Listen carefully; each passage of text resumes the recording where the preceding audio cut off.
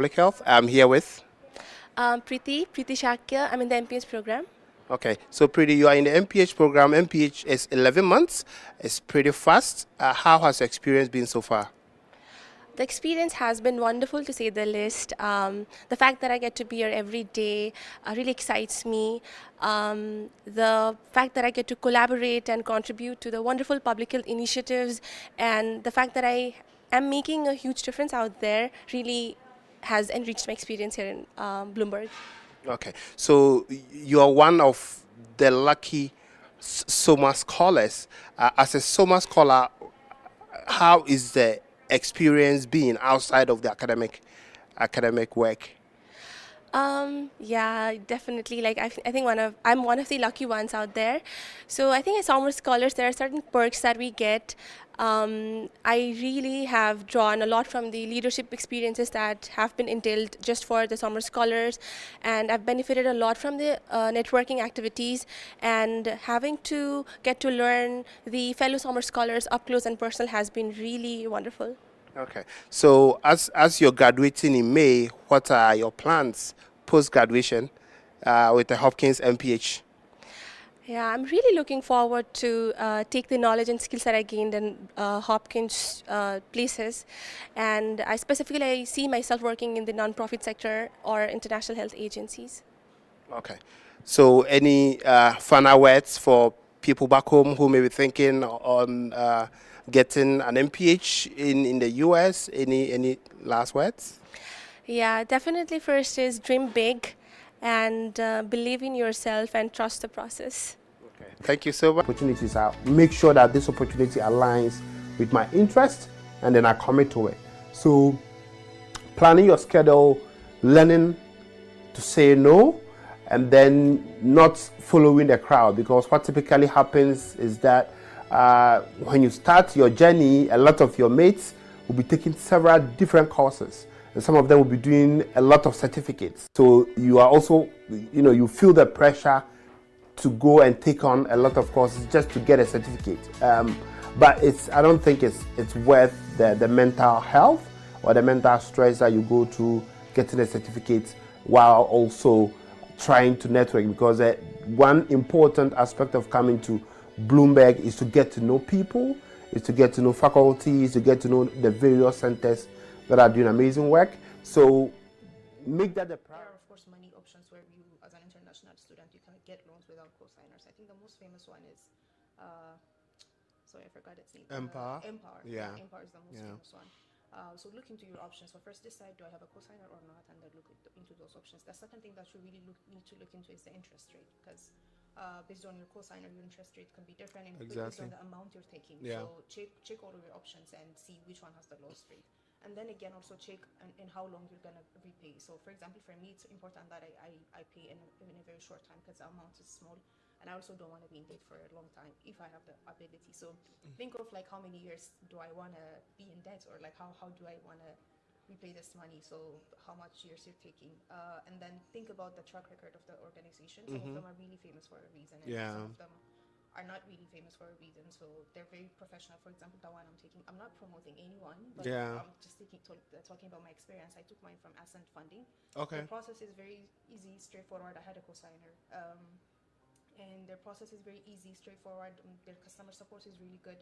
So think of all those things that makes your life much easier, and that you don't have to go through any hassle. So do your research, talk to students. That really makes it easier. Hello everyone, I am Emmanuel Animashal. I'm a Nigerian physician. I met Dr. Banda sometime last year. I remember I had a very difficult time trying to prepare my application packages to schools of public health in the United States, and I went online in search of information, and then I came across his LinkedIn profile.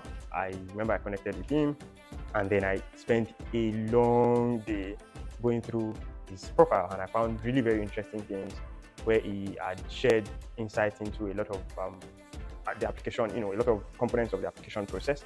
I also eventually got to follow his YouTube account, saw a lot of videos, and I saw that he had a lot of stuff that were quite inspiring. For one, I liked the fact that he had gone through the process.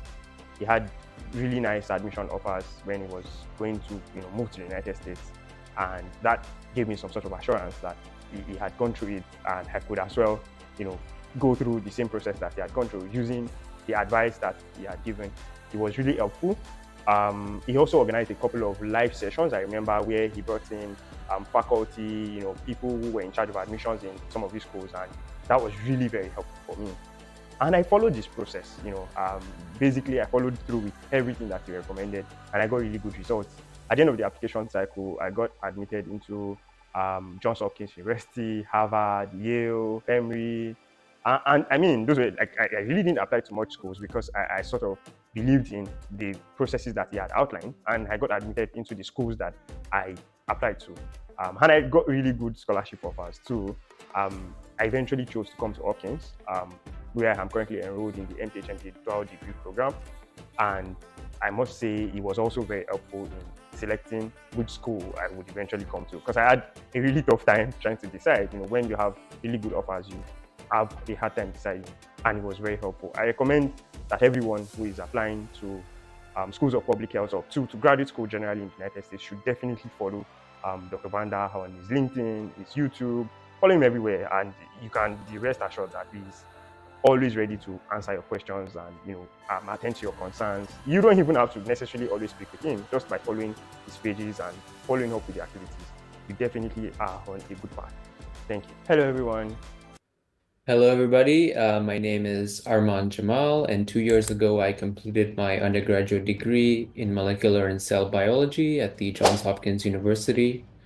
I'm currently a first-year PhD student in epidemiology at the University of Chicago. This past cycle, I had the pleasure of working with Dr. Banda Khalifa through my graduate school application process. Dr. Khalifa specifically helped me with personal statement reviews, coming up with a story for my personal statement, thinking about what schools to apply to, working on my CV, and finally through the interview process. Dr. Banda was super helpful, always there to answer any of my questions. And he was super encouraging. As someone who wanted to do a PhD in epidemiology without a master's degree, Dr. Banda was always there for me and always encouraging me to strive for what I wanted, which was to do a PhD.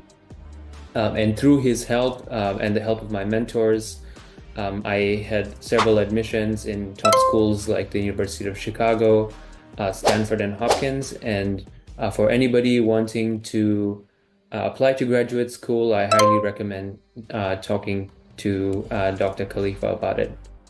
Hi, my name is Sharon Kabo, and I'm a medical doctor from Ghana. I'm currently a dual MPH MBA student at the Johns Hopkins University. During my application process, I met Dr. Banda Khalifa, who helped me throughout the process, from the selection of my schools to my recommenders, and even the entire SUPAS process. They helped put the application together, which helped me to finally gain admission to most of the schools that I selected, which includes the Brown University, Columbia University, University of Pennsylvania, and Johns Hopkins University, where I'm currently enrolled. I'd like to recommend his YouTube channel to you and his LinkedIn channel. Kindly follow him for any tips you would need to make the application process an easy one. Thank you.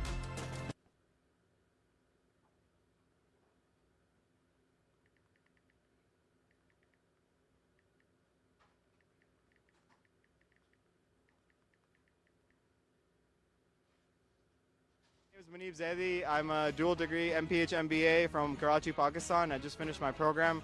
I want to give a huge shout out to Dr. Banda Khalifa. He's been inspirational for all of us, a role model. So keep watching his channel, subscribe for more details, and you'll be here one day just like all of us. Thank you.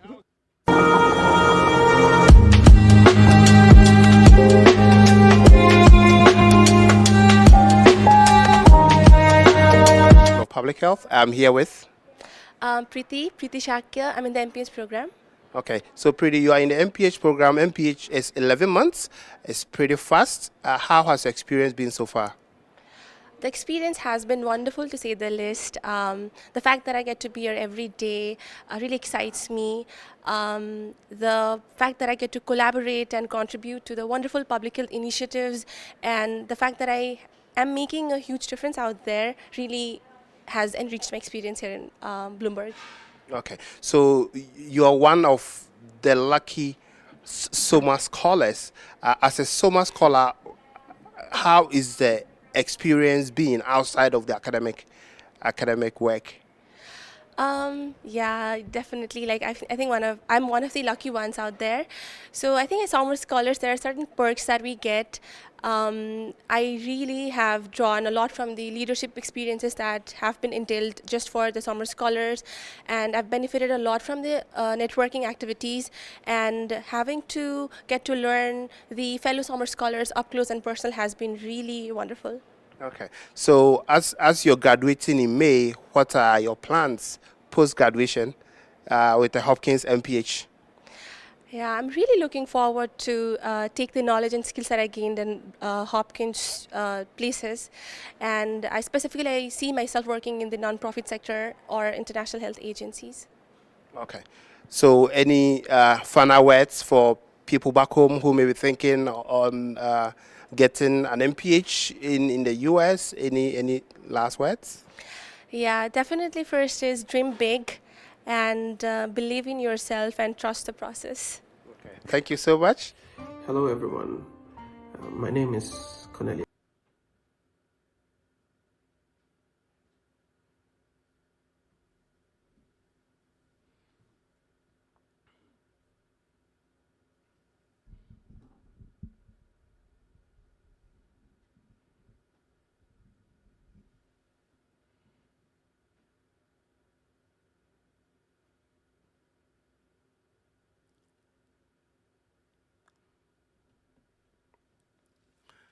Good morning, everybody. Good afternoon, good evening, wherever you're watching us from.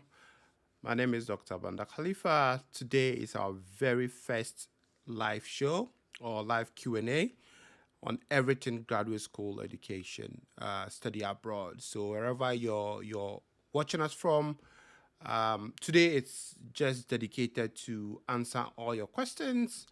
I've been getting a lot of questions on LinkedIn, on Facebook, on Instagram, on Twitter, about the entire journey, the graduate school application experience. And I can't answer every single question. So I decided that why not, start a YouTube live. Depending on how this one goes, we may repeat it along the way. As you can tell, the admission cycle opens very soon, especially for programs in the US and Canada. In Europe, maybe later. So if you have any questions, drop them in the comment section, and we'll get to answering all the questions if time permits. So we have about, let's say, an hour to answer all your questions. So if you have any questions, drop them in the comment section. If you also want to join me live, perhaps we can find a way to let you join us live and ask your question. So so this is all what we are doing today. And I know a lot of people have questions about the entire graduate school experience, especially now that there seems to be a lot of funding difficulties, funding cuts, uncertainties in the field. But it's always been like this. The time that people are panicking is the time that you have to equip yourself for the eventual opportunities that comes up. So if you have any questions regarding graduate school, your career, any uncertainties you may have, please drop them in the comment section, and then we will start answering. Okay. So we'll just go through it. We'll tackle our first question, our first comment. This is from Amachagi. Okay, so Amachagi says, okay, I just became a member. All right, Amachagi, thank you so much for subscribing to our exclusive membership. Happy you're part of the family now. So if this is your first time joining us or even discovering this channel, on this channel we usually share content on graduate school application, career strategy, global health, public health, using AI tools to boost your productivity, talk about research and all that.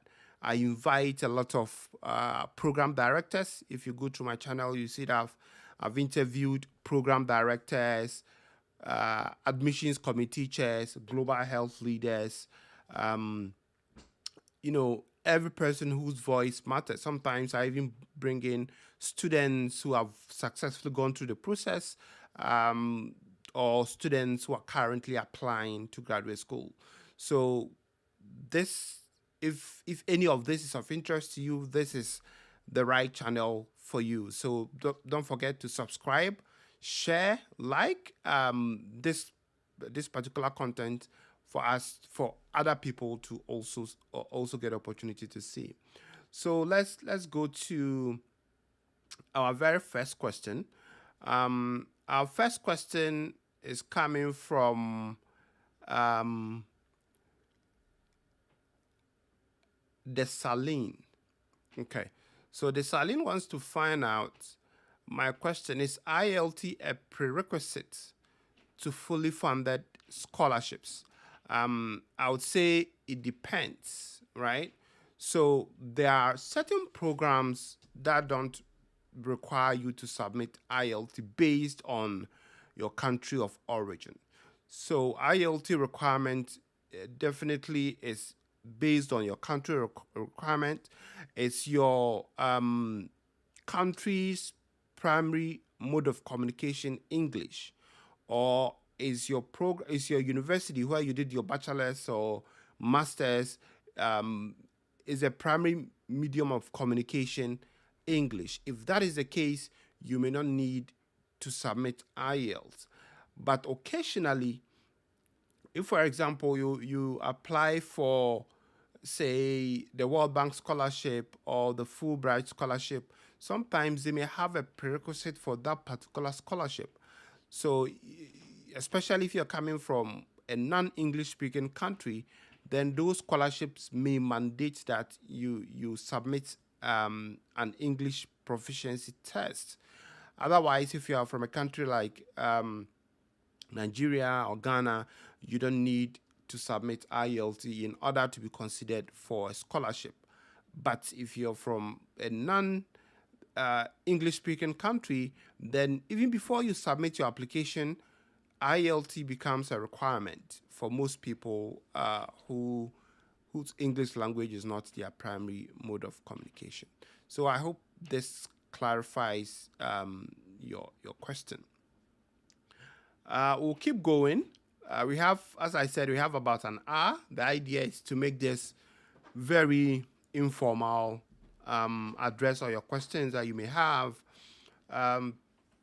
We'll go to Philip and comma. Okay, so if you're asking a question, I would like you to also add where you're asking your question from. So you can say maybe, hi, I'm from maybe Nigeria, I'm from Ghana, or I'm from India or Pakistan, and my question is, so that at least we get to, know each other's location. So Ankama says, does GRE guarantee in getting funding? No, I wouldn't say GRE guarantees you from getting funding. The idea is that GRE itself is a requirement for some programs. So if you're applying to non-public health related fields, let's say you're applying to Master of Business Administration, you would need to write GRE or GMAT. That doesn't mean that you would definitely get a scholarship. The scholarship package is assessed holistically. So they take into consideration your statement of purpose, your letters of recommendation, your CV, then the whole package, your GRE scores, if they require GRE, in order to make a determination on your scholarship. So writing GRE alone doesn't guarantee. There are even some programs, especially in the public health space, that says that we don't require GRE, and even if you submit it, we are not going to review it. So in those instances, you don't even need a GRE to apply to graduate school. The whole process of awarding scholarships comes down to the strength of your application. And that includes the whole package, your professional, academic journey, your statement of purpose or personal statement, your CV, your recommendation.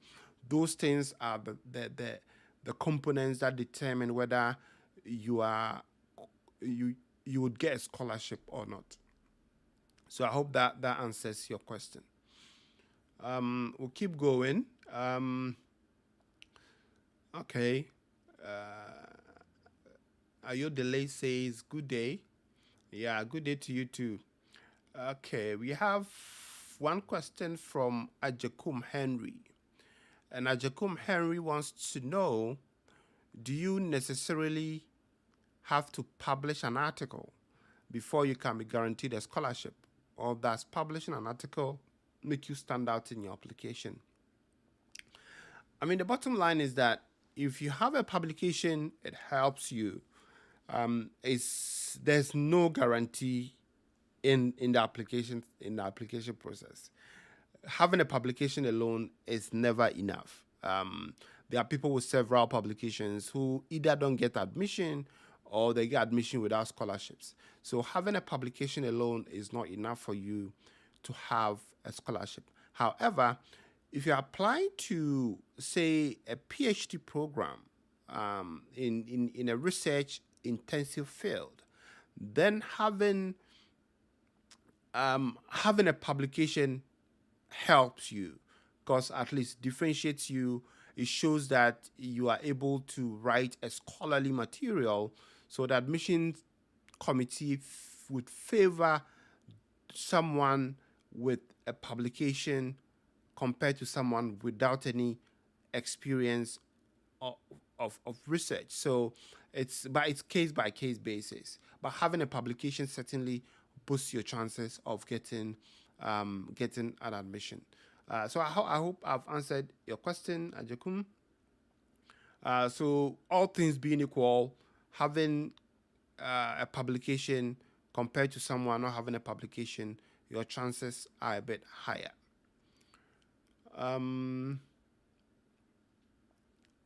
Okay, and another question from Azure Thomas. Azure says that, good afternoon. Please, I had a bachelor's degree in mathematics. I need your help with a university in Canada that offer masters in mathematics. Okay, so here's the deal, right? Applying to graduate school is a serious journey, or it's a serious investment. And for every investment, you have to make sure you're putting in the time and the prerequisite resources that you need in order to succeed. And one of the very first, or one of the main determinants of whether you succeed in a graduate school journey is taking initiative. Is very important. So, for example, a question like this, if you really want to know what programs, provide masters in mathematics, all I would do is go online, Google for, best programs in mathematics or best graduate programs in mathematics in Canada, and almost you would get a lot of suggestions, whether it's University of McGill, whether it's University of Alberta, whether it's University of British Columbia or Toronto. Those schools will pop up. And then you go from school to school looking at their departments, especially Department of Mathematics. You can even reach out to current students. You can reach out to faculty. You can reach out to admissions committee asking for specific questions, right? So you can reach out to admission committee and ask for specific details about the program, their requirements, the prerequisites that you need to have. So all this shows that you have initiative. And almost all those who succeed in the graduate school application process are people who go beyond to find resources or information. Okay, so Thomas, I hope this helps. Try and Google, try and go to the school's websites, look at the programs they are offering, see their prerequisites. If you have any questions, reach out to current students or reach out to admissions committee, and almost always they will answer you. Okay. All right. So we have another question from Alaza. Okay. Alaza wants to know more on direct PhD without masters. Okay. So when it comes to applying for a PhD program, you can say that there are two streams.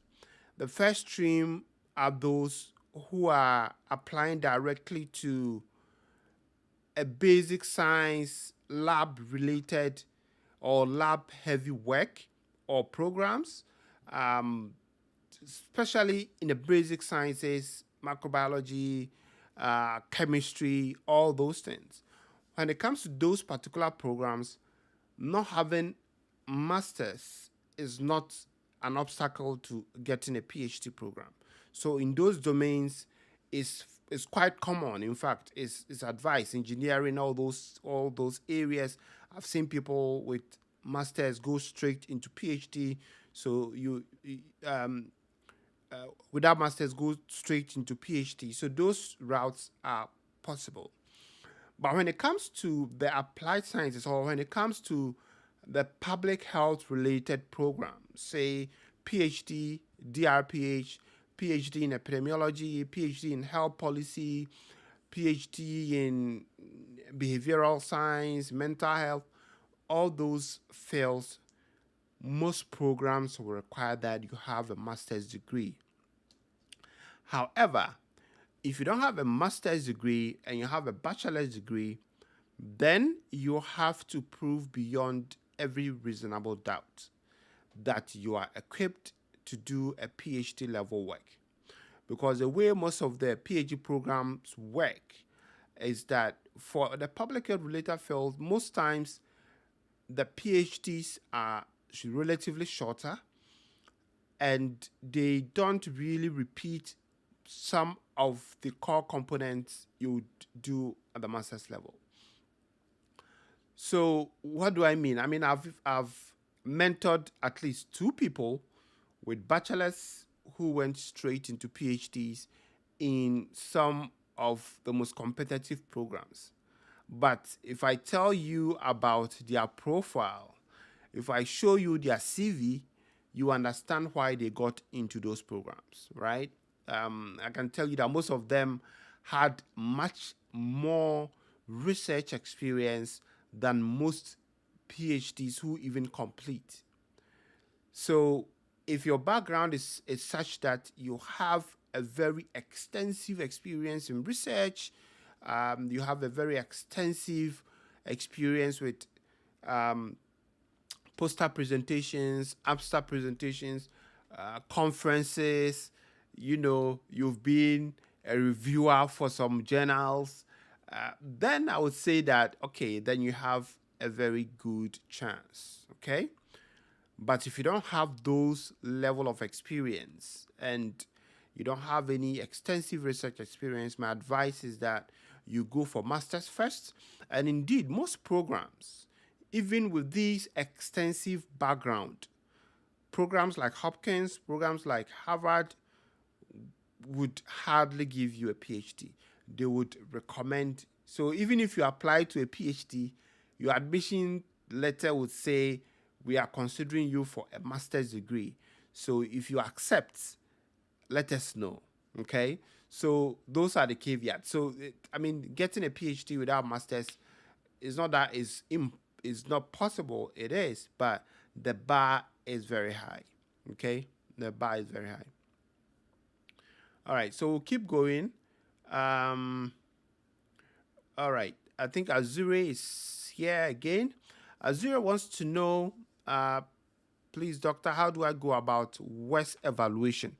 Okay, so WES evaluation, for those who don't know, WES is WES. WES evaluation is World Education Services evaluation. So this is a process where your transcript is standardized or converted into a US equivalent. So if you're applying to a program in the US, especially in the public health related field, most times programs will require that you submit a WES evaluation.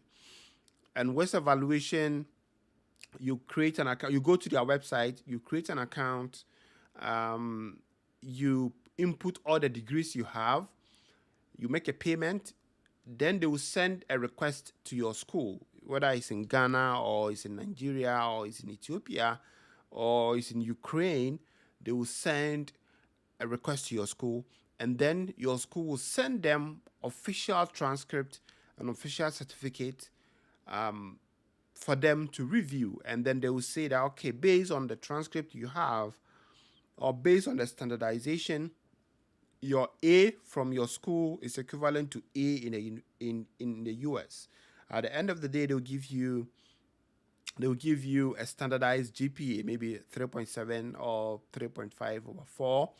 But most times, your GPA from, say, Ghana or Nigeria would slightly be lower than what you get if you do a WES evaluation. So I have a complete video on this particular channel. It's about 28 minutes of walking you through step by step on how to go about the WES evaluation. So after this, you can feel free to explore the channel, search for WES evaluation, and then I'm sure you get all the answers that you need. So as I said, if this is your first time on this channel, subscribe, share with others, like, so that the algorithm shows this to people who are also interested in a graduate school process. Okay.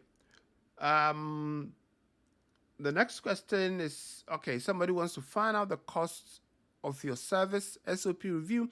So if the idea is that sometimes last year and this year I typically organize a graduate school application masterclass, and during that masterclass, everybody who attends, there are 2 tiers. Anybody who attends would get an opportunity to get their SOP reviewed for free or as part of the package. But if it's a standalone package, I'll be sharing a link, or if you go to my bio, there's a link to Seller that you can go and check depending on what you want. Sometimes you just want proofreading, sometimes you just want just a review with comments, other times you want editing. So based on what you want depends on how much that would cost. So go go to my bio, search for the link, and check which one you need. Additionally, I share a lot of resources on this YouTube channel, on LinkedIn. I share a lot of resources on how to write a statement of purpose or a personal statement. And I've met a lot of people who didn't, submit their SOPs to me for review. They went through the process themselves. They watched the videos. They read the materials I shared, and they were able to write a very compelling personal statement. So okay. Sikosa. Okay. Sikosa wants to know, what is the ideal CV structure for a PhD application? All right. So for a PhD application, it's a slightly different from if you're applying to a master's or you're applying to a non-research heavy field. Okay. So typically, the usual contact section where you have your name, your email, your LinkedIn, the link to your LinkedIn. If you have a portfolio, say Google Scholar, you can add a link to your Google Scholar there, and then your address. By the address, keep it short. The city and the country. So if you are in Accra, Ghana, you can say Accra, Ghana. If you are in Abuja, Nigeria, say Abuja, Nigeria. There's no need to provide your street address, your PO box, and all those things. Okay, so that is a contact section. And then you come to your professional summary. I mean, people argue it's not necessary, but for me, it gives a summary of what, where you are and, what you've done and where you intend to go. So from the contact section, you come to professional summary, which should be 2 or 3 short sentences at most. And then the next section is either education or professional experience based on, how long you've been away from school. But almost all the time, if you're applying to a PhD, I always say bring education next. So you bring your education, you talk about the school, the degree that you did, and the specifics of the program you did that relates to what you're applying to. So for example, if I'm applying to a PhD in epidemiology, I will write Masters of Public Health, Johns Hopkins University. I will add the year I completed. I will add my GPA if it's high enough. I'll add my GPA. If I want any specific awards or recognitions during that program, I would add a bullet point under the education section. If I enrolled in any important courses that are related to the PhD I'm applying, I would highlight briefly some of the courses. Okay, so you can say related courses, maybe epidemiology, biostatistics, drug safety, all those things. If you had specific certificates during your master's program, that is of importance. You can add those. You can say certification in drug safety and effectiveness, clinical trial certificate. So that is the educational section. So you add your master's, you add your bachelor's. There's no need to add your high school diplomas. And then the next section, you have professional experience. So professional experience are areas that are not research heavy, okay? Areas that are not research heavy. So you go through the organization name, the title, your role, the year, and then 3 to 5 action-oriented bullet points. Not very long, not very short, but action-oriented.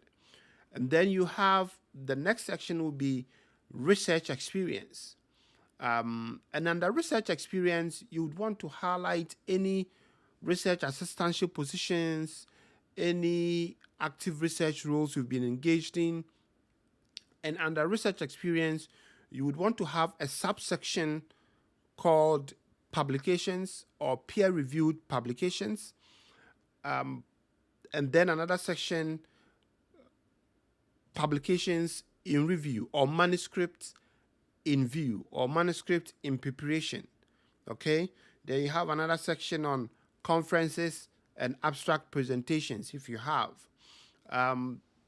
If you have any publication that is not peer-reviewed, you can also add non-peer-reviewed publications. Maybe you submitted an article to a news agency or a media platform and they published it. You can also add it. And then from there, the subsequent sections can come any way you arrange it. So typically I would say, okay, apart from there, you go to leadership and volunteerism. Leadership and volunteerism is also very, very crucial. Leadership and volunteerism, if you want any grants and award, that will be the section that's grants and awards or honors grants and awards. Okay, and then from there, you go to an area that talks about non-degree certifications. So there are times that I've seen people with hundreds of certifications. So if for example, you did a course on Coursera about a specific subject matter that relates to the program you're applying, I'll add that under non-degree certifications. And then you would perhaps come down to skills. Another skill section, you want to really highlight your technical skills if you're applying to PhD. So what are you proficient in? Stata, R, Python, all those things. And then you can have member associations. If you're part of any professional memberships, you can add that. But you have to note that the PhD, I mean, for graduate school application, your resume doesn't really have a restricted number of pages. It can be 1 page, it can be 2 pages, it can be 5 pages, depending on your level of experience. There is no limit.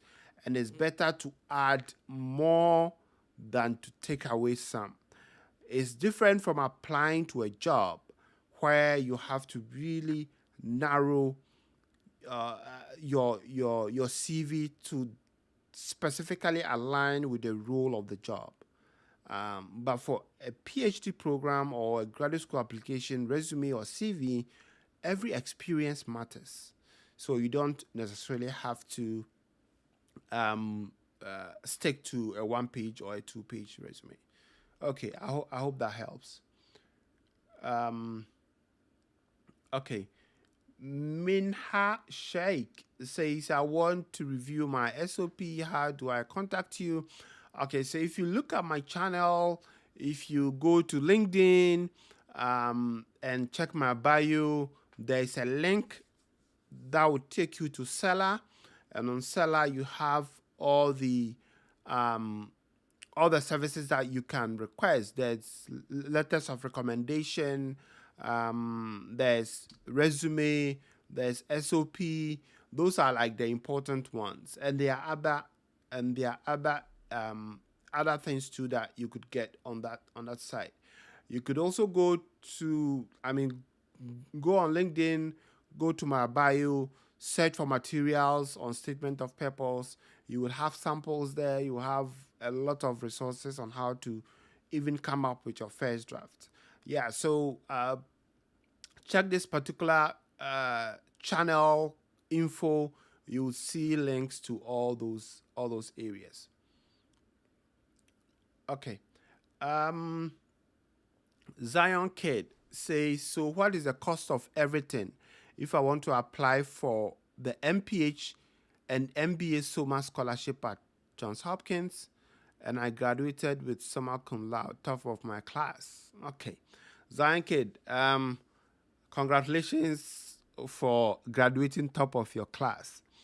The issue with the SOMA Scholars Program is that it is a very highly competitive scholarship. Of course, it provides you with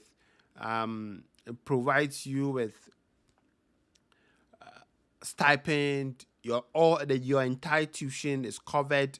You get access to leadership training. You meet people who are like the titans in the field. So it comes with a lot of important perks. Now, if you want to be considered for the SOMA Scholarship, there is no separate application for that. The application you submit for your master's application or your MPH is the same application they will review and decide whether you merit the SOMA Scholars Program. And typically, they are looking for someone with promising future. They want to see that you would likely contribute to the field. You likely become a leader in the field. So they are looking for leadership experience or leadership abilities or potential. Even if you don't have an explicit leadership experience, they want to see that you are somebody with the potential to become a leader. Okay? So that is one. They want to know you have an exceptional academic background. Not that you have a 4.0 GPA or you have all A's in your transcript. No, they want to see that at least you can excel in the academic field. And they want to see a lot of community service, a lot of extracurricular activities, a lot of, I would say, volunteerism. okay? Because that is where sometimes it differentiates those who get the Summer Scholars Program from those who don't get that. The issue about volunteerism, they want to show that, they want you to show that you've dedicated part of your journey to serving your community or serving your society, or serving the world in some instances. So you have to take into consideration all that. So it comes down to having a very compelling statement of purpose, having very strong and compelling recommendation letters. Your resume should be on point. All the questions you're answering on so far should also be on point. The cost is the same cost you incur if you are just applying to an MPH at Hopkins. I think, first of all, if you're an international student, you have to consider the cost of West evaluation. I think West evaluation is about $200, a little bit over $200. So West evaluation is over $200 before you do the SOFAS application. So SOFAS application, every program, I think the first program is, I don't know, either $75 or $100. I'm not sure. So application fee can be like $100. But there are instances where you can request for an application fee waiver. Okay. So those are the, I think those are the main costs, direct costs of applying to the program. West evaluation, SOFAS. If you have to do GRE, MPH, you don't need GRE, so that is off. If you have to do any language proficiency tests, let's say you're from, say, the English-speaking part of Cameroon, and you don't, then you have to submit an IELT. An IELT, I don't know the exact cost of it. So by the time you apply, you finish applying, the direct cost to the program itself would be about $400 to $500. So that is the cost of applying to the school. But of course, if you get a Summer Scholarship, then it's definitely worth it, because that is going to waive over $100,000 worth of tuition cost and also provide you with over $30,000 worth of stipend, and all the other perks that you can get. Okay, we'll keep going. We have quite a few questions here. Mina Shaik wants to know, what template should I use for resume building? Keep your templates clean. I've shared a couple of templates before on my LinkedIn page, so you can head to LinkedIn after this. Perhaps search for resume template and add my name. You would see examples of templates that I've shared with the community. So yes, keep it simple. Don't overcomplicate things. Don't add any tables or any pictures on your resume. Keep it clean and simple. All right, so if you are here for the first time, this is my YouTube channel. I know a lot of people know me from LinkedIn. We have over 140,000 people on LinkedIn as a community, and we are growing. Our YouTube channel too has also seen immense growth. So if you are new here, subscribe, share with other people, and become part of the community. Depending on how this goes, we may hold this live session maybe once in a while, especially during the application cycle, to get you to answer some of your questions that you may have. All right, somebody's asking, should one pay $700 for a workshop in low middle income country in Johns Hopkins, or get it free online? Minha, I'm not sure about the specifics of this. What is the content of the workshop? Who is leading the workshop? What is the expertise of those leading the workshop? And the bottom line is that sometimes the price you pay is not necessarily about the certificate, or it's not necessarily about the skills you get from there is the opportunity to network with people in that niche. It's the opportunity to get to talk to people, within maybe the Harvard environment. There are programs in Harvard that runs for 4 weeks and they charge you about over $2,000. They are not charging you for the specific content of the program. They are charging you for having Harvard on your resume or having Harvard on your CV or being able to connect with people who are in a Harvard environment. So that is the issue. So you can find out more about the workshop. What is it about? Who are those spearheading that particular workshop? And then you can decide whether it's worth it or not. Okay. And then Flip Ankama says, West or GRE, which one should I go for? Which one should I go for it first, please? Okay, so as I said, they are both different requirements. Almost every program in the US, if you're applying to a public health related field, requires you to have a West evaluation. So West evaluation is more like compulsory for most programs. Okay. GRE is not required for every program unless you're applying to an MBA or a dual MPH MBA. Otherwise, even at the PhD level, most programs don't require you to write GRE. So I would find out the specific requirements of the program before I try registering and spending money on GRE. But West evaluation is important if you're applying to a public health related field. So I will definitely start with a West evaluation. And sometimes it can take up to 2 months to finish.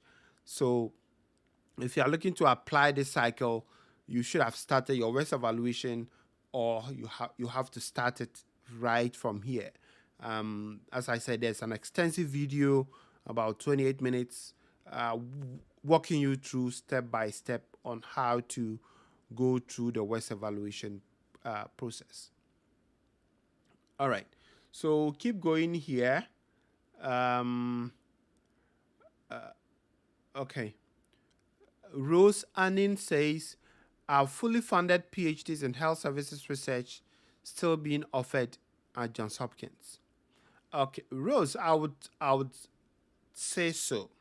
So I think for somewhere last year or 2 years ago, there was a collective bargaining agreement between the Johns Hopkins student body and postdocs with the university, and the outcome was that it became a guaranteed funding for every single PhD student who gets offered admission at Johns Hopkins. So as long as you have an admission to a PhD program at Johns Hopkins, your funding is guaranteed for at least 3 to 4 years. And the stipend is now one of the highest in the country, if not the world. Okay, so yes, they provide fully funded PhDs in that specific domain. You can also cross-check with other alumni, or you can cross-check with current students, or reach out to any faculty for additional information. But what I know is that once you get an admission to a PhD program at Johns Hopkins, the collective bargaining agreement covers you and you'll be eligible for full funding. I hope that helps. Okay, Azuri is asking about how to go about West evaluation. As I said, I have a video on West evaluation, and you can check it out. Okay. We have a question from Alhaji in Derry. Okay, I like the way you've spelled your Alhaji. Hello, I'm from the Gambia. My question is, when you hold the bachelor's degree in environmental science, is it possible to do your master's in public health? I would say yes. I mean, environmental science is a domain of public health.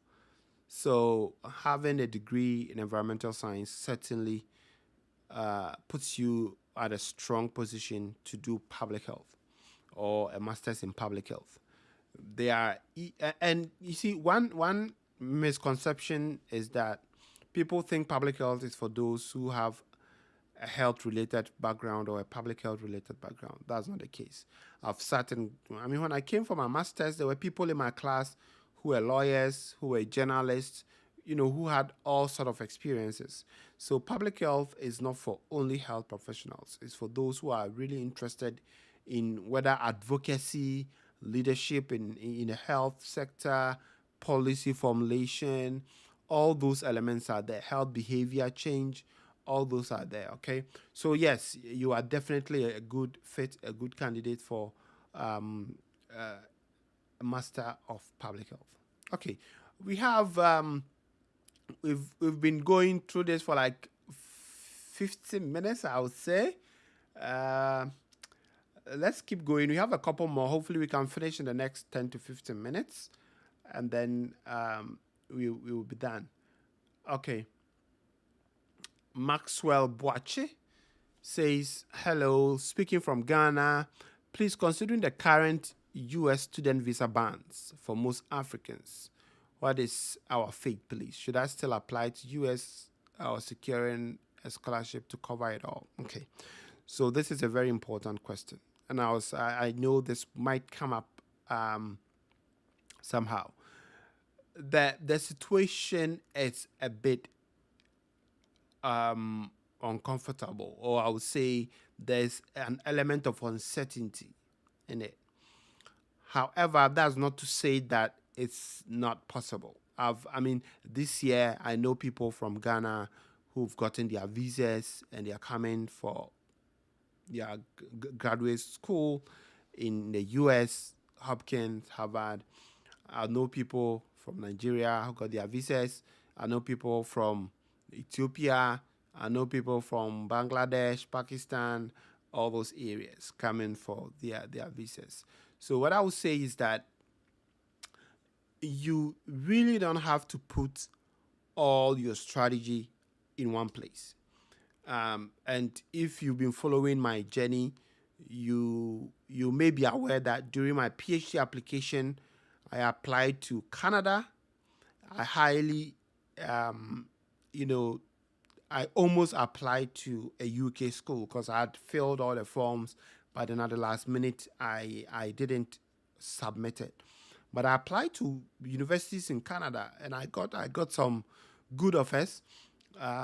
They have very good programs. Some of them also fully funded.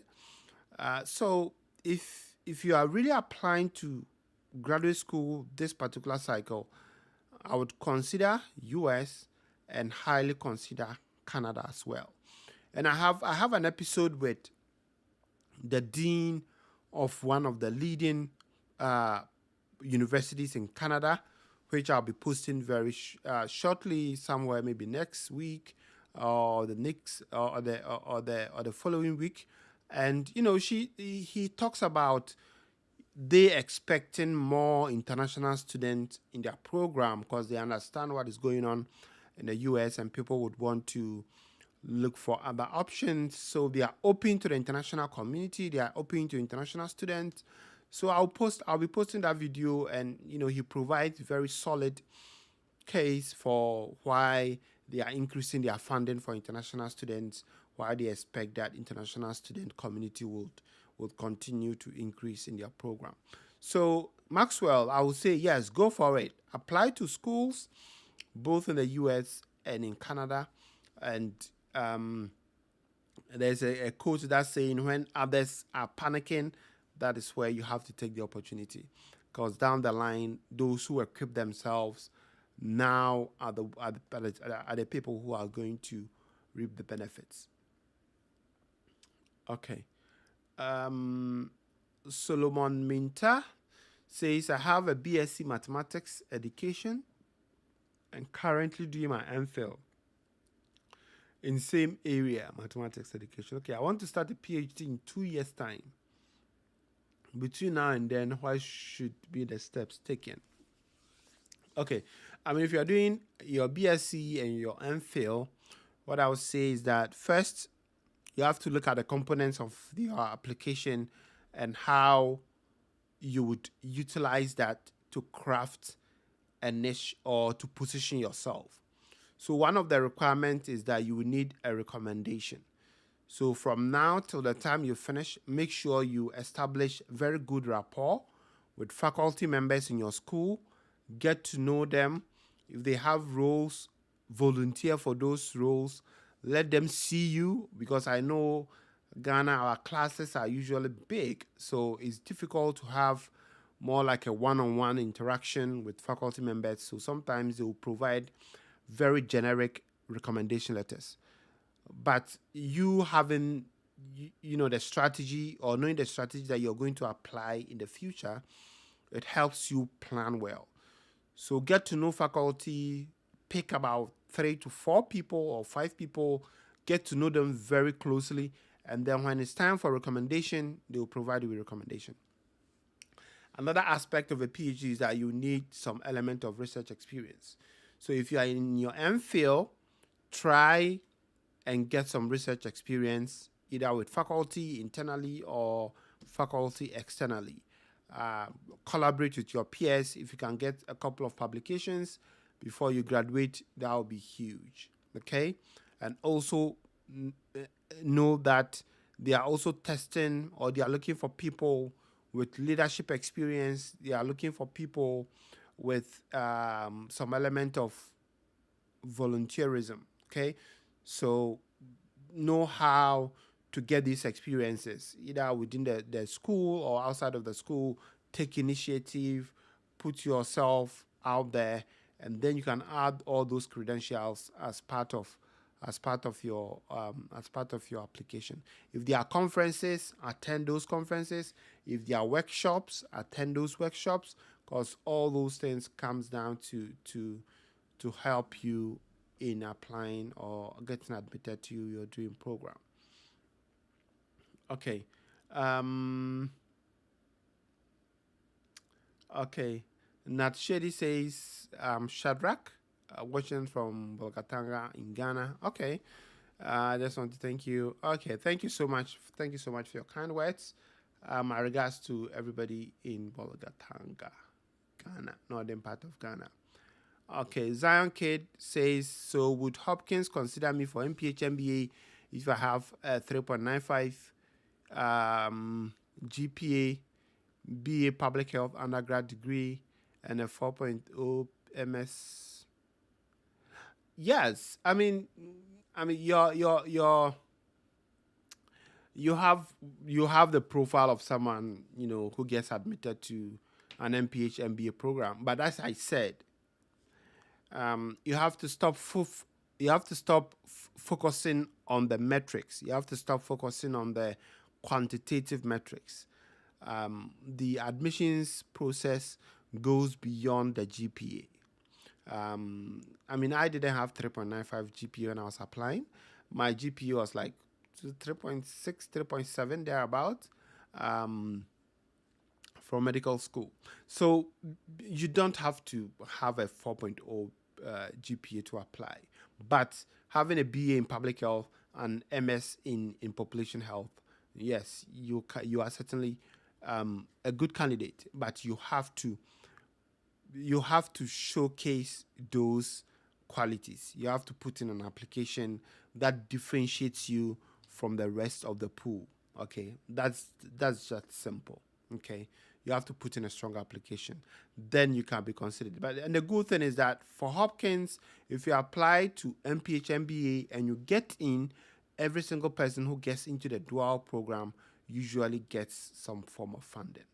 Okay, so that's that. All right, we have a couple of minutes. Okay. Dessalin says, thanks. Let me make it clear. I have received 3 conditional offers, but in the funding process, they reject me. Could it be due to IELT or other qualifications? Yes, I think you have to clarify with the program. Okay, you have to clarify with the program. Reach out to the admissions committee or the scholarship award committee. Let them know that you were offered conditional admission. So it meant that they were expecting you to do something before they would consider you for the full admission. So you would have to reach out to them. If you are from Ethiopia, perhaps it may be that they were expecting you to do your IELTS or to have some form of English proficiency test before they would consider you for the admission. Okay, so I would reach out to the program and ask for specifics.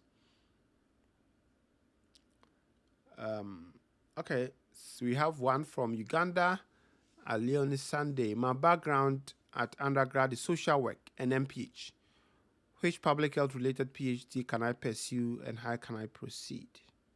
Okay, so as I answered initially, this comes down to doing very due diligent in researching programs. Okay, there's a lot of programs that has to do with social and behavioral science, mental health. All those areas may be somehow related to the field you're looking at. So, I mean, if I were you, what I would start doing is go program by program, look at the specific concentrations that they offer, look at the details of that concentration. What makes the concentration different from, or let's say, what makes the Department of International Health different from the Department of Epidemiology? And under the Department of Epidemiology, what are the courses that they offer? Mental health, social and behavioral science, all those things. Okay, so I would do that, go through it step by step, and then pick out specific programs that I think are aligned with my area of interest, and then I'll reach out to a faculty or I'll reach out to admissions committee if I have any specific questions. So that is how I'll proceed. You proceed by doing research. The first important thing is to do research, go program by program. I mean, you can simply Google and see PhD programs in social work or PhD programs in health and behavioral science, and I'm sure you get a lot of info on that. Okay. Stella Flan says, is a West evaluation compulsory for submitting SOFAS application? Yes. If you are applying through SOFAS, it means you are applying for public health related fields. That also means that every public health related program on SOFAS requires you to have a West evaluation. So West evaluation is compulsory. Okay, you can't hide, you can't run away from it. It's compulsory. But West GRE is not compulsory. So at least that's the positive news. But West evaluation is compulsory, and you have to have that. Okay.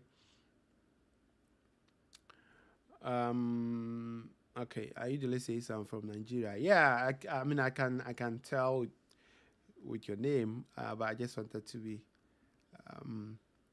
sure. All right. So let's look at Amos. Amos says, "Hello, Doc. Please, with everything happening, okay. I think we've handled this. Would you advise individuals to only focus in the US? No, as I said, you have to open up. Even before all these happened, I was always advising people that if you're applying to a competitive program, you have to broaden your horizon. You have to, expand your basket. So you could apply to a program in the US, apply to a program in Canada. If you're contemplating other European countries or in the UK, you could explore it. But if you're applying to the US in this cycle, the least you can do is also add a program in Canada. Okay.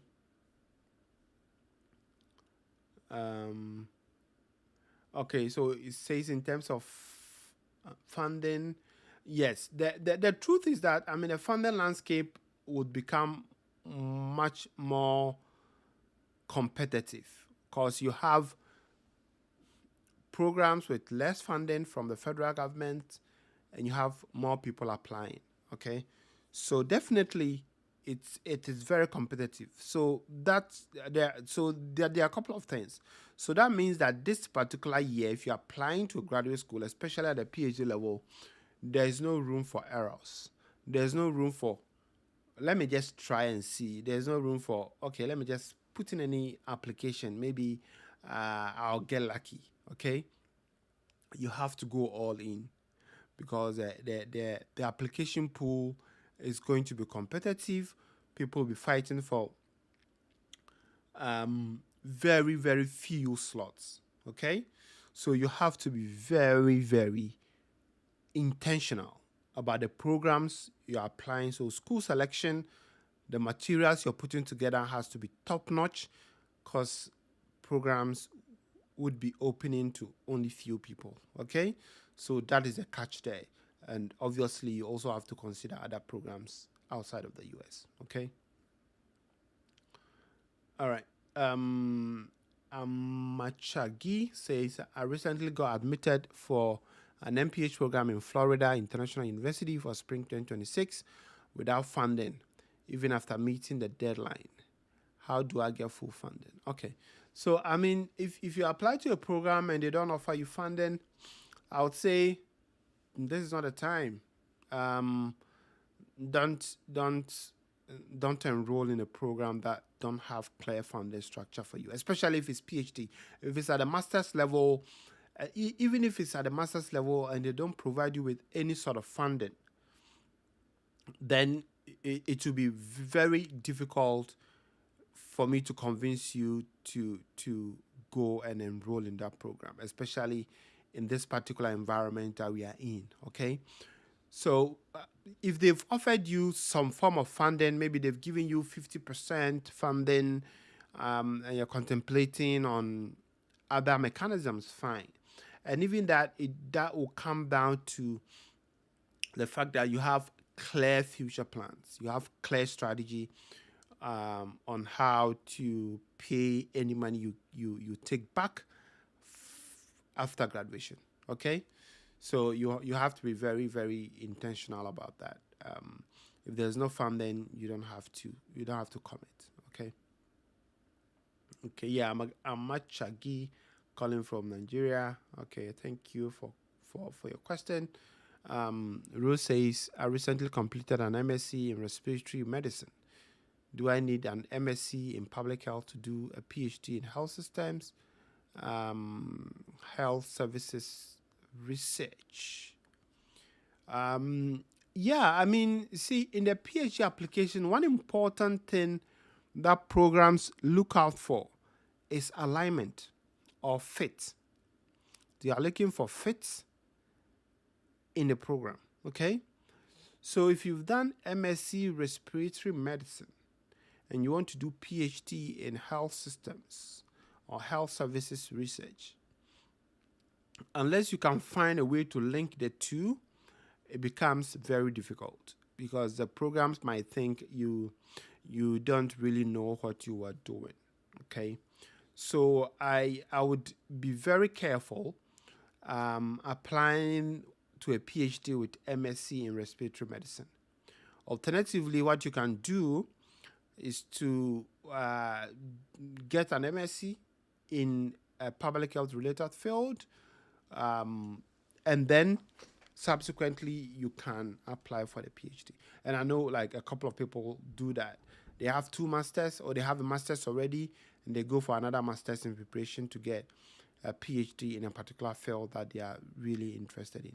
Okay, so that works. All right, somebody says is GP of 3.47 competitive enough for a direct PhD in nutrition? You mean direct PhD from bachelor's? Yeah, so as I said initially, your GPA alone is not the story, okay? Everything comes in your statement of purpose, letters of recommendation, academic history, research history, professional history, your resume, all that comes into effect. And you have to also look for programs that potentially admit people directly into their PhD program. If the program says master's is a prerequisite or master's is required, then you know what to do. Okay. All right. I think we'll go for another 5 minutes. I'm getting tired, to be honest. This is our first live session. It's going really well, but I think I'm getting tired. It's been over an hour, right? Yeah. So if this is your first time on this channel, as I said, smash the like button, subscribe to the channel so that when I post any content, you'll be notified. Don't forget to turn on the notification as well. We'll see if we will be doing this from time to time to try and engage the community, answer your questions, especially in these times that things are a bit difficult. Okay. Mag Goitom says, Doc, I want to apply to universities in South Africa, but they required an authentication. I want to know if the authentication is mandatory. I don't know the kind of authentication you're talking about, but if the program says it requires something, it means that you have to do it, okay? It means that you have to do it. So, yeah, I think you would have to clarify from the admissions committee, clarify from the school in order to be certain. And I must say that, yeah, South Africa has one of the best graduate school programs on the continent. So if you're exploring graduate school education and you don't think you would want to come to the US or Canada or UK or elsewhere, South Africa is a very, very good alternative. I spoke to one of their faculty members. I'll be posting it. And he shared some of the initiatives that they are doing at the University of Stellenbosch, and the fact that the resources they have is at par with other world elite programs. Okay, so I'll reach out and find out more about the program. Someone says, Perpetual says, please, can I use a 3-year-old reference letter for a current graduate school? I don't know what you mean by a 3-year-old reference letter. Is it that the reference letter has been written and it's been 3 years since it's been written? If that's the case, then no. Reference letters should be current, okay? So if the person who wrote you that letter is still alive, let them write you a new reference letter. And the reference letters, the way it works is that you are not even the person who submits the reference letter. Is your referee or is your recommender who would upload or submit it. Okay? All right.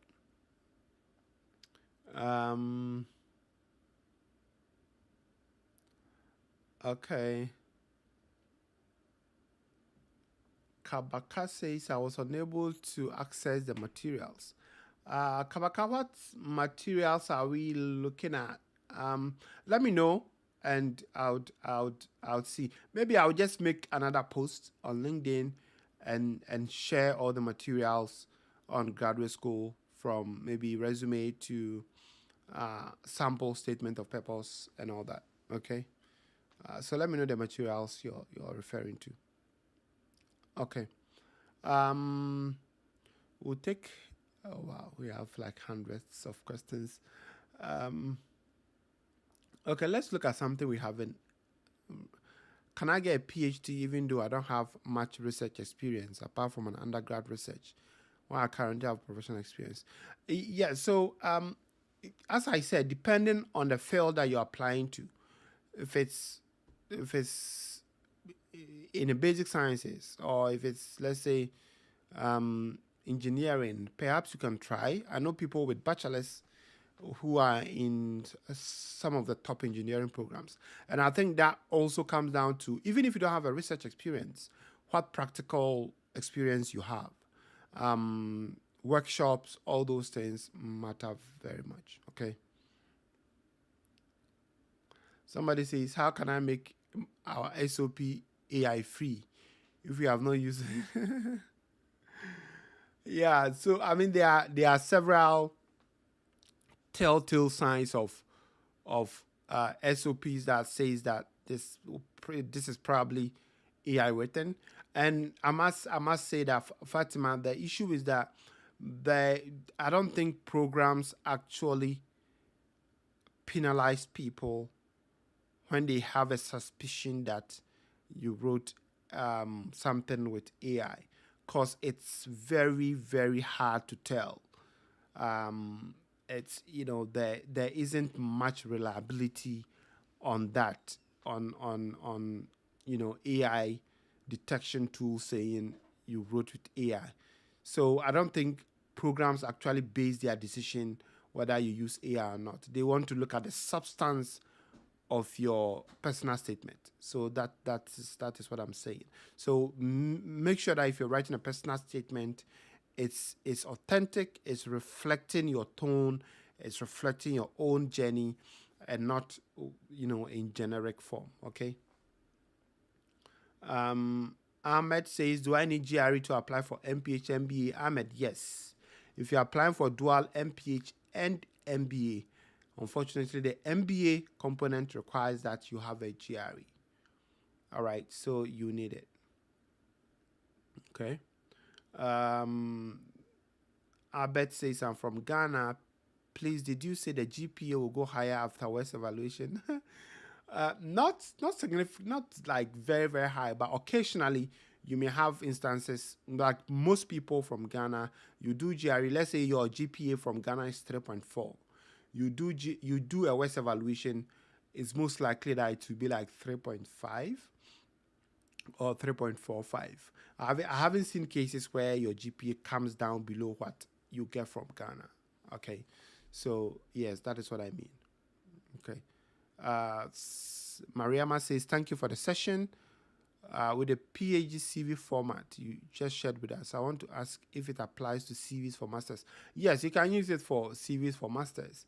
The only difference may be like if you don't have a lot of research experience, then you don't have to have a separate section for research experience. You can just have one area for professional experience and put in all your experiences, and then you have a separate section for publications if you have any. Okay. Albert says, good day. Yeah, good day to you too. All right, so we are rounded up. Can somebody with bachelor's degree in nursing apply for dual? Yes, you can. Israel, you can do that. Okay. Samuel says, how do I connect my SOP parts? Yes. I mean, I have a video on SOP on this channel, how to write an SOP. I have several materials on LinkedIn that can help you write a solid SOP. So I would invest some time, work through it, and then craft my own. All right, somebody says, I got admission to MSc Agriculture and Applied Economics at Texas University with partial funding of $10,000 out of $34,000. Can you help me get scholarship? I don't know how I can help you get scholarship. You would have to do a lot of research and see whether there are organizations or agencies that are funding this particular kind of program. Because as I said, the best scholarship is institutional scholarship. The best scholarship is the program offering you a scholarship based on the strength of your application. So if you're applying to a program, you have to be very certain that you are putting in the best application. Okay. By the way, congrats on your admission. We'll just try and go through this quickly. Can I apply for MPH MBA without GRE? No, you can't apply to MPH MBA without GRE. You can only apply to MPH without GRE. Okay, Ahmed from Nigeria. Okay. Alexander says, please brief us on MPH MBA journey. Is it true that the earlier you send your application, the higher your chances of getting higher scholarship? I mean, as long as you apply within the deadline, you'll be considered for scholarship. And as far as I know, everyone who gets admission to or who get admitted to MPH MBA gets a scholarship. Okay, but if you apply, if you submit early, the idea is that you actually know what you're doing. that is the assumption. Okay. Yeah, Wisdom says, watching from Ghana. So I just completed an MPhil nursing for University of Ghana. Okay. What are my chances of getting admission to PhD in public health? I think you have a solid chance, depending on the other aspect of your application. So your statement of purpose, letters of recommendation, research experience. Do you have any publications? Do you have any workshops that you've presented, any abstract presentation, have submitted any manuscripts? All those things helps in making a very strong case for a PhD. So I would look into all that. Okay. Now Mole says, how do I apply for a PhD? Now Mole, you apply for a PhD by starting to watch some of the videos on this channel. So I have a lot of videos on this channel. I have a video called Researching Programs, so you can start from there. Or perhaps I can try and do another video on how to begin if you are interested in a graduate school. Okay. So thanks for that idea. I think I'll consider that. I have BSc in nursing, MSPH, professional diploma education, overall band 6. Can I get PhD? Yes. And as I said, PhD admission is holistic. Okay, it's holistic. So you have to really put in your best application, very comprehensive application. Okay. All right, I got an offer for MPH without funding. Now I'm stranded. All right, you have two options: defer and reapply. Okay, defer and reapply to other programs. I wouldn't go for an MPH from FSU without funding. Okay. All right. Clifford from Ghana, BSc in public health, interested in either epidemiology or MPH. Which of them am I likely to secure admission? Yeah, I mean, MPH, it's a pretty decent program, and you can also, concentrate in epidemiology even if you go for MPH. Okay. I want one-on-one mentorship for my application process. How can I reach out? Check out my LinkedIn.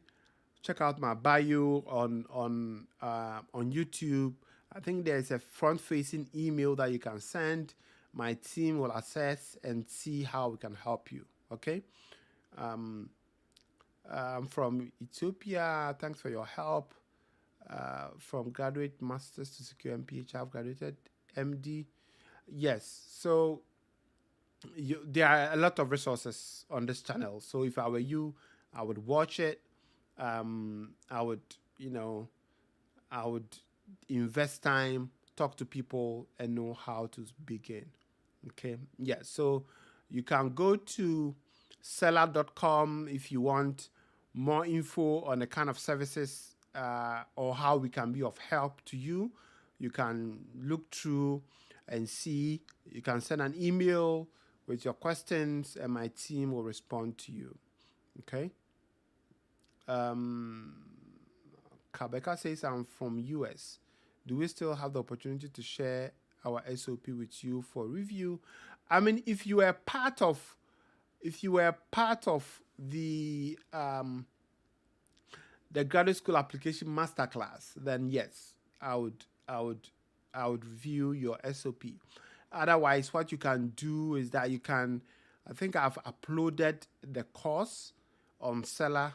You can purchase the course, the premium version, and then reach out to me, and then I'll consider whether to add you to the group. Okay, so that is also another option for now. All right. Okay, so we'll wrap up.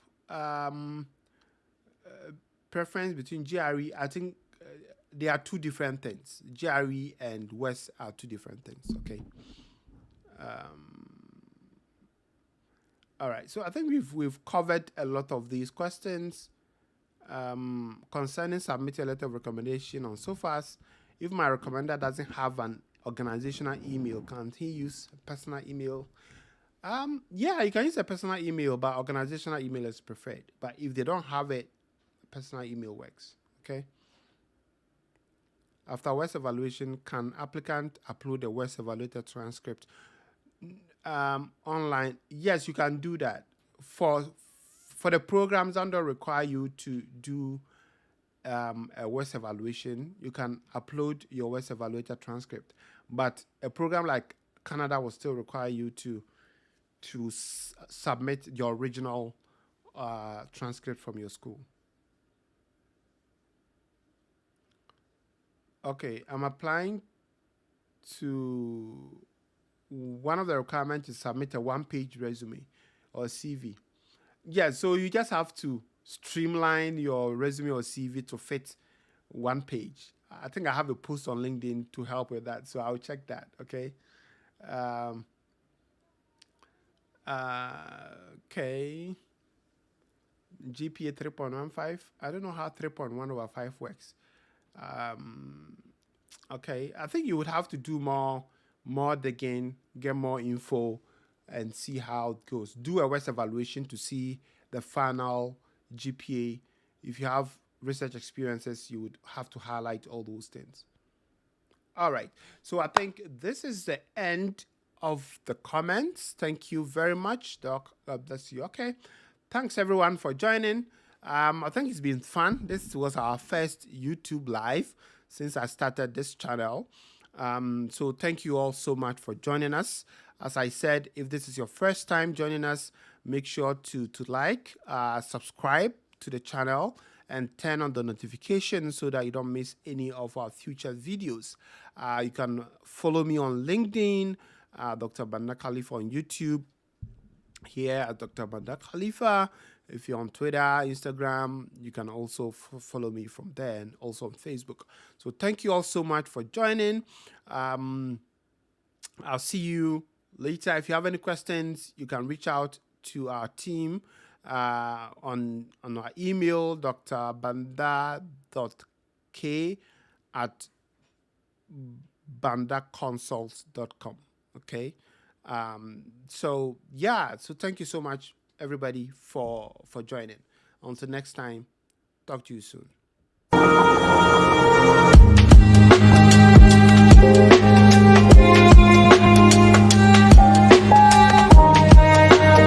For public health, I'm here with Preeti Shakya. I'm in the MPH program. Okay, so Preeti, you are in the MPH program. MPH is 11 months. It's pretty fast. How has your experience been so far? The experience has been wonderful, to say the least. The fact that I get to be here every day really excites me. The fact that I get to collaborate and contribute to the wonderful public health initiatives, and the fact that I am making a huge difference out there really has enriched my experience here in Bloomberg. Okay, so you are one of the lucky SOMA scholars. As a SOMA scholar, how is the experience being outside of the academic work? Yeah, definitely. Like I think I'm one of the lucky ones out there. So I think as summer scholars, there are certain perks that we get. I really have drawn a lot from the leadership experiences that have been entailed just for the summer scholars, and I've benefited a lot from the networking activities, and having to get to learn the fellow summer scholars up close and personal has been really wonderful. Okay, so as you're graduating in May, what are your plans post-graduation with the Hopkins MPH? Yeah, I'm really looking forward to take the knowledge and skills that I gained in Hopkins places, and I specifically see myself working in the non-profit sector or international health agencies.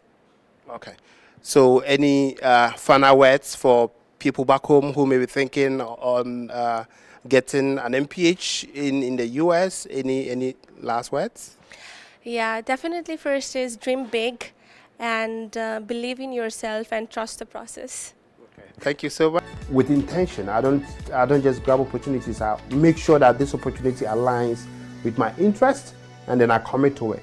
So planning your schedule, learning to say no, and then not following the crowd, because what typically happens is that when you start your journey, a lot of your mates will be taking several different courses, and some of them will be doing a lot of certificates. So you are also, you feel the pressure to go and take on a lot of courses just to get a certificate.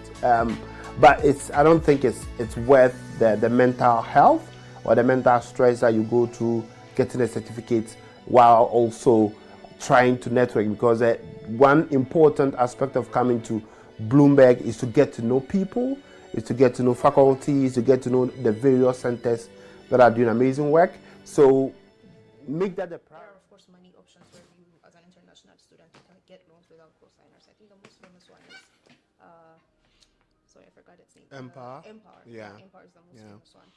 So look into your options. So first decide, do I have a co-signer or not, and then look into those options. The second thing that you really need to look into is the interest rate, because based on your co-signer, your interest rate can be different based on the amount you're taking. Yeah. So check all of your options and see which one has the lowest rate.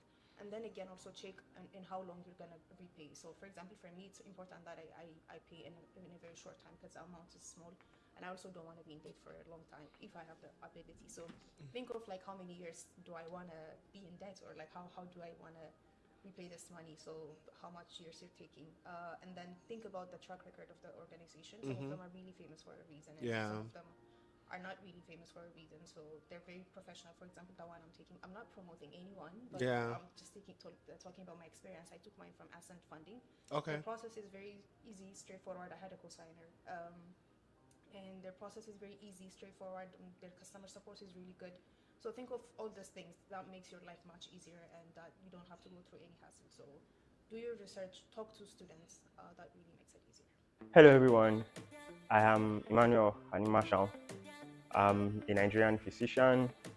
I met Dr. Banda sometime last year. I remember I had a very difficult time trying to prepare my application packages to schools of public health in the United States, and I went online in search of information, and then I came across his LinkedIn profile. I remember I connected with him, and then I spent a long day going through his profile, and I found really very interesting things where he had shared insights into a lot of the application, a lot of components of the application process. I also eventually got to follow his YouTube account. I saw a lot of videos, and I saw that he had a lot of stuff that were quite inspiring. For one, I liked the fact that he had gone through the process. He had really nice admission offers when he was going to move to the United States, and that gave me some sort of assurance that he had gone through it, and I could as well go through the same process that he had gone through using the advice that he had given. It was really helpful. He also organized a couple of live sessions, I remember, where he brought in faculty, people who were in charge of admissions in some of these schools, and that was really very helpful for me. And I followed this process, basically I followed through with everything that he recommended, and I got really good results. At the end of the application cycle, I got admitted into Johns Hopkins University, Harvard, Yale, Emory, and I mean, those were like, I really didn't apply to much schools because I sort of believed in the processes that he had outlined, and I got admitted into the schools that I applied to. And I got really good scholarship offers too. I eventually chose to come to Hopkins, where I'm currently enrolled in the MPH dual degree program. And I must say it was also very helpful in selecting which school I would eventually come to, because I had a really tough time trying to decide. When you have really good offers, you have a hard time deciding, and it was very helpful. I recommend that everyone who is applying to schools of public health or to graduate school generally in the United States should definitely follow Dr. Banda on his LinkedIn, his YouTube, follow him everywhere, and you can be rest assured that he's always ready to answer your questions and attend to your concerns. You don't even have to necessarily always speak with him. Just by following his pages and following up with the activities, you definitely are on a good path. Thank you. Hello everyone. Hello, everybody. My name is Armand Jamal, and 2 years ago, I completed my undergraduate degree in molecular and cell biology at the Johns Hopkins University. I'm currently a first-year PhD student in epidemiology at the University of Chicago. This past cycle, I had the pleasure of working with Dr. Banda Khalifa through my graduate school application process. Dr. Khalifa specifically helped me with personal statement reviews, coming up with a story for my personal statement, thinking about what schools to apply to, working on my CV, and finally through the interview process. Dr. Banda was super helpful, always there to answer any of my questions. And he was super encouraging. As someone who wanted to do a PhD in epidemiology without a master's degree, Dr. Banda was always there for me and always encouraging me to strive for what I wanted, which was to do a PhD. And through his help and the help of my mentors, I had several admissions in top schools like the University of Chicago, Stanford, and Hopkins. And for anybody wanting to apply to graduate school, I highly recommend talking to Dr. Khalifa about it. Hi, my name is Sharon Kabo, and I'm a medical doctor from Ghana. I'm currently a dual MPH MBA student at the Johns Hopkins University. During my application process, I met Dr. Banda Khalifa, who helped me throughout the process, from the selection of my schools to my recommended, and even the entire SUPAS process. They helped put the application together, which helped me to finally gain admission to most of the schools that I selected, which includes the Brown University, Columbia University, University of Pennsylvania, and Johns Hopkins University, where I'm currently enrolled. I'd like to recommend his YouTube channel to you and his LinkedIn channel. Kindly follow him for any tips you would need to make the application process an easy one. Thank you.